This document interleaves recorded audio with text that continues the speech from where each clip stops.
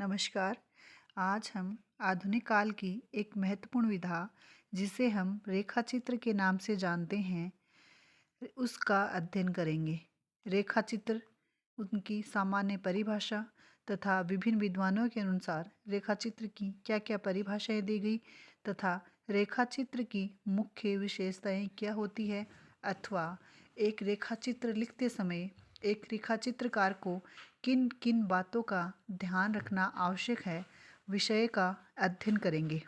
जैसा कि हम सभी जानते हैं, आधुनिक गद्य विधाओं की विकास श्रृंखला के अंतर्गत रेखाचित्र एक स्वतंत्र विधा है। यह पूर्णतया आधुनिक साहित्य की देन है, लेकिन भारतीय साहित्य में यह विधा अत्यंत ही प्राचीन मानी जाती है। प्राचीन और मध्यकालीन साहित्य में पद्य के क्षेत्र में यह विधा पूर्णतया विकसित रही है। हिंदी में रेखाचित्र के लिए शब्द चित्र, व्यक्ति चित्र, शब्दांकन, चरित्र लेख आदि शब्दों का भी प्रचलन है।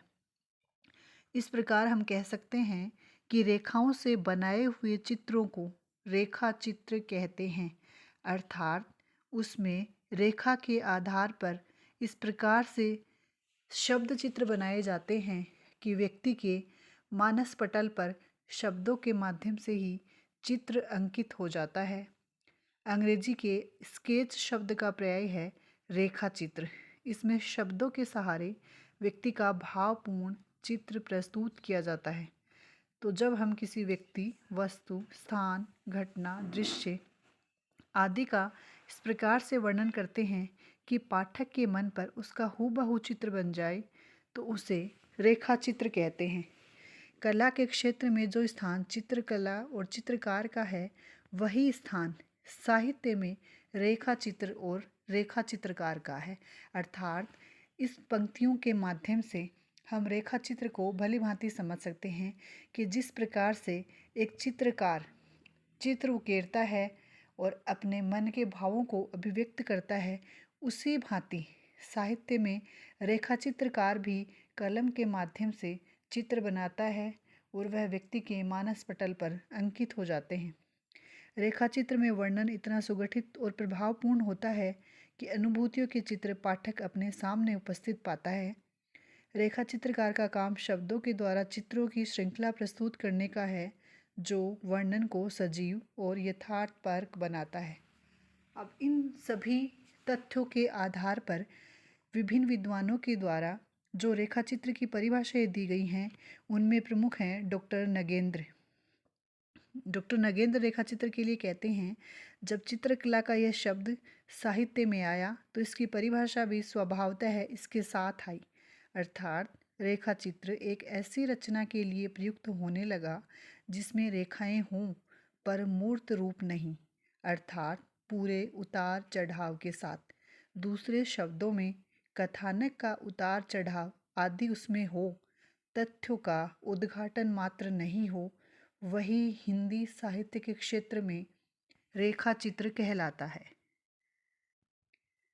डॉक्टर भागीरथ मिश्र की मान्यता है या डॉक्टर भागीरथ मिश्र के अनुसार अपने संपर्क में आए किसी विलक्षण व्यक्तित्व अथवा संवेदना जगाने वाली सामान्य विशेषताओं से संयुक्त किसी प्रतिनिधि चरित्र के मर्मस्पर्शी स्वरूप को देखी, सुनी या संकलित घटनाओं की पृष्ठभूमि में इस प्रकार उभार कर रखना कि उसका हमारे हृदय में एक निश्चित प्रभाव अंकित हो जाए, रेखा चित्र या शब्द चित्र कहलाता है। इसके अतिरिक्त डॉक्टर बच्चन सिंह ने भी रेखा चित्र की परिभाषा के आधार पर उसका स्वरूप निर्धारित किया है। उनके अनुसार रेखा चित्र एक ऐसा साहित्यिक चित्र है जिसमें किसी व्यक्ति की मर्मांतक अभिव्यक्ति, संक्षिप्तता और सादगी से निर्मित कलम का जादू पाठकों पर अपना रंग जमा लेता है। रेखा चित्र के साथ ही साथ शब्द चित्र को भी अपनाया जाता है। इस प्रकार से हम अंत में कह सकते हैं कि रेखा चित्र साहित्य में हम जिसे रेखा चित्र के नाम से जानते हैं, उसमें कम से कम शब्दों में किसी व्यक्ति, वस्तु या दृश्य का अंकन इस प्रकार से होता है कि उसमें रेखाओं के माध्यम से शब्द चित्र बन जाता है।